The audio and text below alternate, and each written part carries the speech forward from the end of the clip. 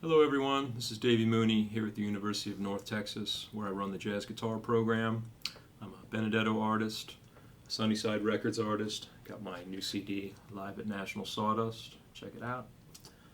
Got a improvisation book from Mel Bay called Personalizing Jazz Vocabulary. And I'm really happy to be collaborating with Jazz Guitar today to get these videos out into the world. Please check them out and subscribe. And today I want to talk about diminished chords, diminished harmony, and how I think about that topic and sort of my journey to understand, try to understand the complexities of diminished chords and diminished relationships. So I remember back in the mid-90s when I was studying at the New Orleans Center for Creative Arts. I was just a teenager, and I was studying with Clyde Kerr Jr., the late great Mr. Kerr, and also studying guitar with Hank Mackey. And I remember one day, I'd probably seen diminished chords in sheet music, looking at old songs and things like that. But I remember Mr. Kerr saying, yeah, play the half-whole diminished scale. And let's say we were on a C7 chord. He was saying, C half-whole diminished to get you from C7 to F, F major or F minor. And I remember hearing, this really interesting, kind of exotic sounding, beautiful scale that gave me some alterations, or I could hear them playing some alterations.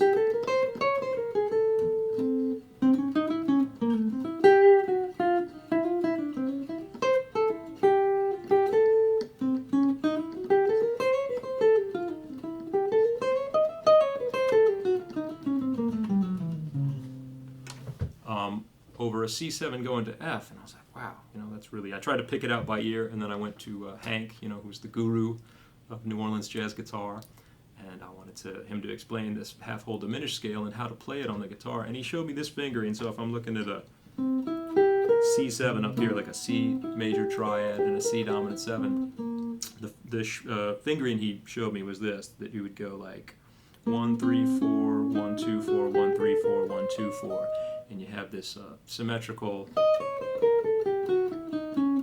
fingering, and then when you go to the 5th string, remember I have 7th string, so it looks a little funny, but you have to move up a fret but keep the same sequence going. So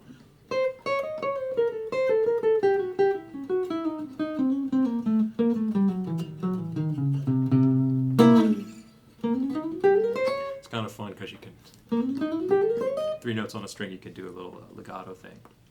But that scale is an 8-note scale, 8-note symmetrical scale, and that it's just a series of half steps and whole steps, one after the other, starting on C. If you go C, D flat, half step, whole step, half step, whole step, half step, whole step, half step, whole step. 8 notes. I've heard it called octatonic before, 8 tonic tones. And I remember at New York University, I was taking a class when I was getting my PhD. I was taking a class in the music of Ravel and Debussy, and I remember there was a classical composer in the class. He kept talking about octi. He's like, he's using octi here. I was like, what is he talking about? And I realized that was his pet name for the octatonic scale. I thought that was really cute. So you can call it octi as well. And what that gives you over a C7 is really an interesting collection of pitches. So within that scale, you do have a C7 arpeggio. It's good old C, E, G, B flat. You also have D flat, flat 9, sharp 9. Right there, that sounds cool. You also have sharp 11.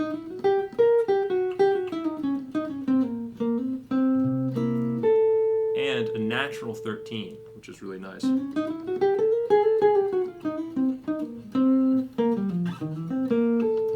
That combination of flat 9, sharp 9, and also natural 13. And that's what gives it its particular flavor to me, is that combination of natural 13 and flat 9, like this voicing, this sound, which you can hear a lot in, I associate it with Don Grolnick, great tunes, a great composer and pianist. Flat 9, 13. Another way to think about it too is like you have an A major triad over C, C7. Because the A major triad gives you E, in this inversion, E, A, C sharp, major 3rd from C, natural 13, flat 9. And it's a really cool sound.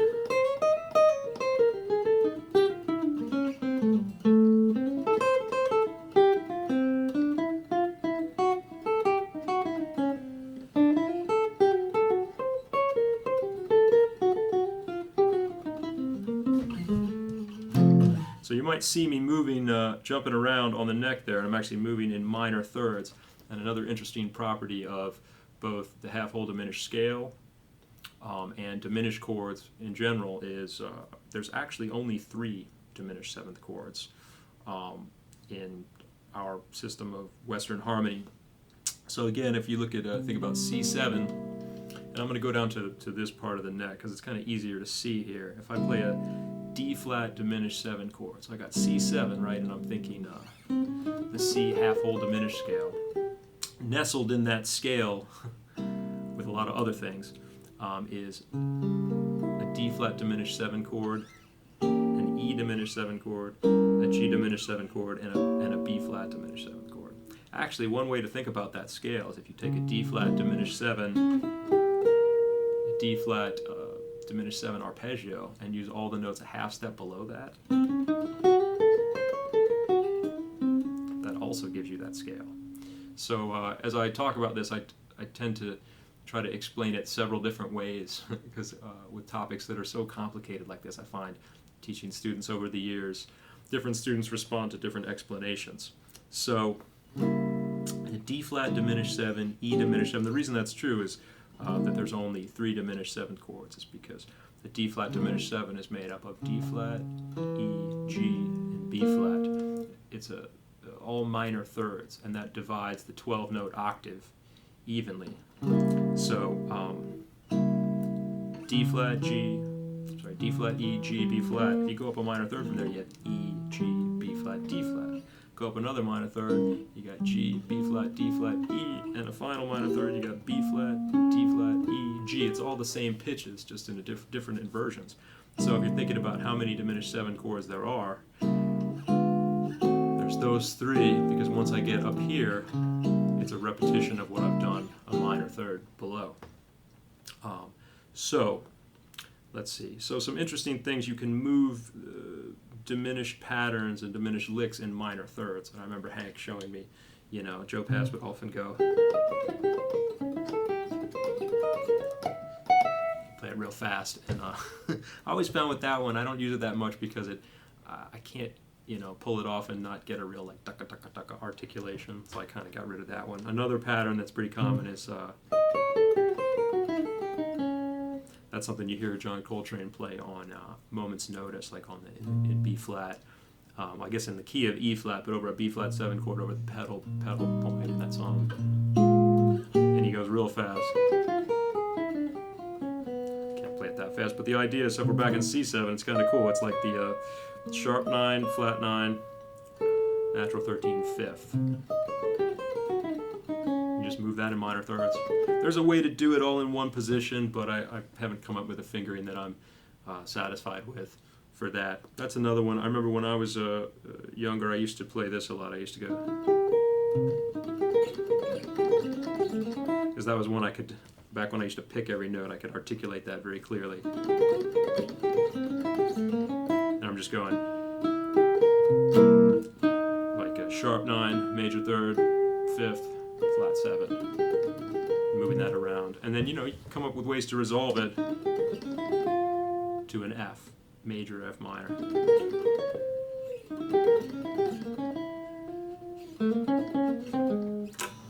So that's one way to think about diminished chords and diminished harmony.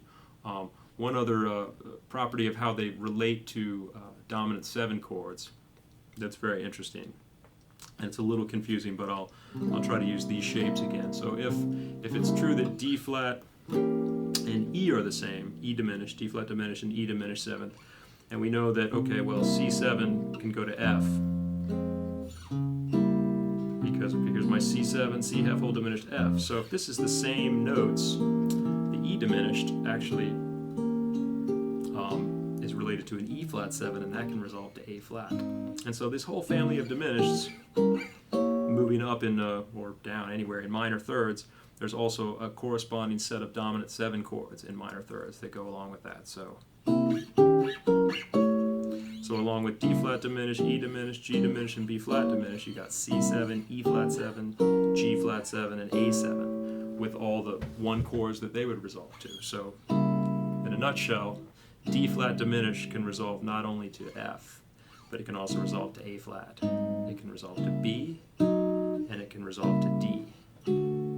One more way to think about it too is if you think about on a C7 chord, the D flat diminished 7 is a diminished 7th chord built off of the flat 9, and E diminished is built off of the major 3rd, a G diminished is built off of 5th, and a B flat diminished is built off of the flat 7. So if you have an E flat 7 chord, G diminished off the 3rd, E diminished off the flat 9, B flat diminished off the flat 7, off the 5th, and D flat diminished off the flat 7. And so that's the way you can make diminished chords do a lot of, make them go a lot of places. They're chameleons, you know, they can, in terms of where they can resolve. And so they can resolve to at least, you know, for each diminished chord can resolve to 4 different key centers. And you can make them do other things too, but I don't want this video to be too long. So another thought about diminished chords, like where, you know, the half-whole diminished scale is one thing. It kind of feels like something maybe synthetic that we dreamed up, and maybe all this harmony is something we dreamed up and cooked up in a laboratory in the 18th century or something. But as these chords, diminished chords, appear in actual tunes in jazz, you encounter them a lot. And what I always found was, when I was younger, the diminished chord was such a pain in the neck when it came up in the tune, because all my language, you know, I'd be playing my bop stuff, and then a diminished chord would show up, and I didn't know what to do, and I felt like I had to break the flow of what I was doing, and either just arpeggiate the diminished chords or play something that was very, sounded like insert diminished pattern. Insert diminished lick here. And you know, over the years, jazz musicians have come up with some amazing diminished patterns of things to play over diminished chords, so they sound cool, but I was always searching for a way to integrate those diminished chords into my playing in a more natural way. And one thing I hit upon and started to think about was the fact that, you know, if we take in that same key of sort of C7 going to F major and think about a D flat diminished, you know, that family of diminished chords, like where do they actually occur in nature or in any kind of functional harmony context outside of this synthetic half-whole diminished mode of limited transposition sound? And if you think about, you know, the F harmonic minor scale,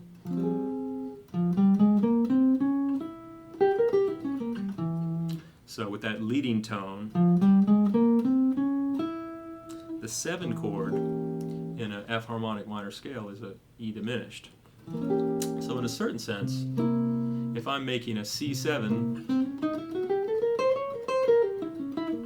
have that diminished sound, I'm kind of borrowing a chord from the minor mode, which is a pretty standard thing you hear in harmony. And in that case, if I think about the diminished that way, then maybe that half-whole diminished scale is not always the best option. You could still pull it off, but, you know, the idea that I could just play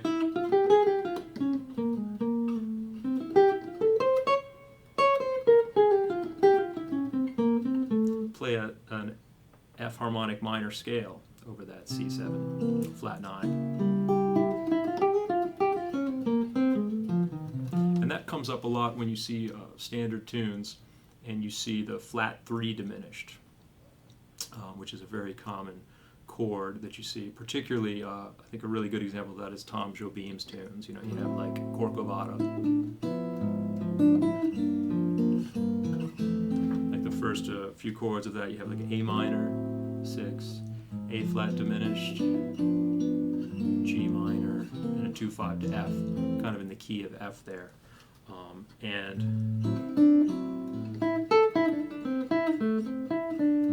on that A flat diminished, what I often like to do is play it,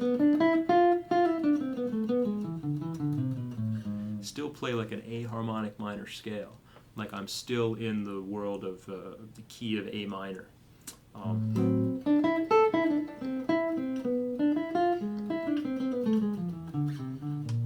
Then get to G minor from there. And I feel like it sounds a little more tonal, I don't know. It just seems like it fits a little better. He does that, and Jobim does that in a lot of tunes, like How Insensitive. That's like his favorite progression.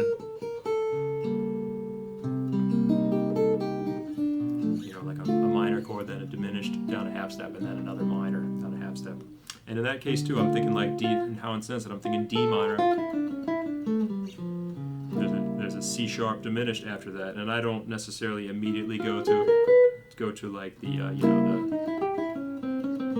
corresponding half whole diminished scale for that, which would be, you know, C. That same scale we were just doing, C half whole diminished. You could also call it D flat whole half diminished, but I'm going to leave that to one side for now. But instead of doing that,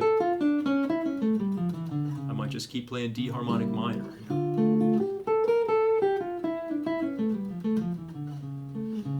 Because that sound is in there too. The diminished 7 arpeggio is in there. What's the other one? Retrato in branco e preto, or Zingaro. Same progression, just in a different key. And you heard a lot of standards too, like Bye Blackbird kind of has that. Maybe not in the Miles Davis changes, but the idea that you have like my cares and woes, here I go singing, bye Blackbird, like A minor, or really like in the key of F, it's really an F over A, going to A flat diminished, G minor, so I could go.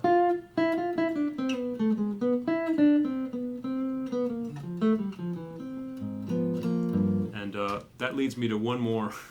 I know I could talk about this stuff forever. I don't want this video to be too long.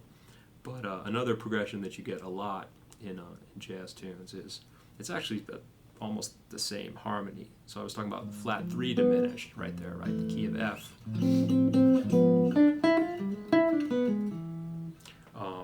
You get 1 diminished often, like you hear that, or you hear something like I Remember You, sidetrack. Get that a lot, like Let's Get Lost.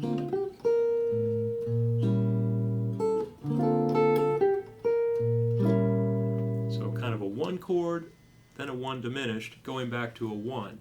And it's kind of interesting, right? And the way I think about that is, so if I have an F major going to an F diminished, going back to an F major, I kind of think that it's 1, and that F diminished is 5 of 3 in the key of F, if that makes sense. So if you can see it here, I got F major 7, F diminished, like we were talking about before, it's related to an E7, which is 5 of A minor.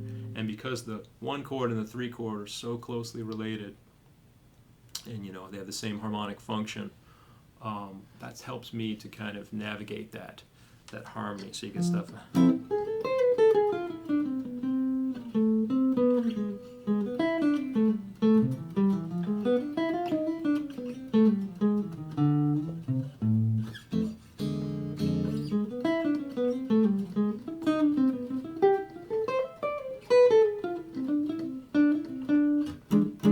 So I'm playing like, you know, F major stuff, and then really playing like A harmonic minor.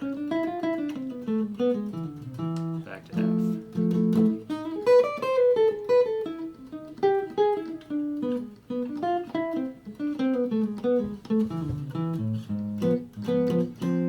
This is if I were going, F major over A, or A minor to A flat diminished. F major to F diminished, right? Same diminished family. So that's a lot of different stuff about diminished chords. I didn't even talk about, I'll leave you with one thing, kind of a teaser on another Jobim tune on Wave. Think about the D major to B flat diminished to A minor. On that chord, I actually play, I think that the D harmonic major scale, which is very closely related to, it's almost the same as B harmonic minor, which is what we've been talking about. If you have a B flat diminished heading towards G, you know, flat 3, which is what happens in Wave. But because you start on a D, I think,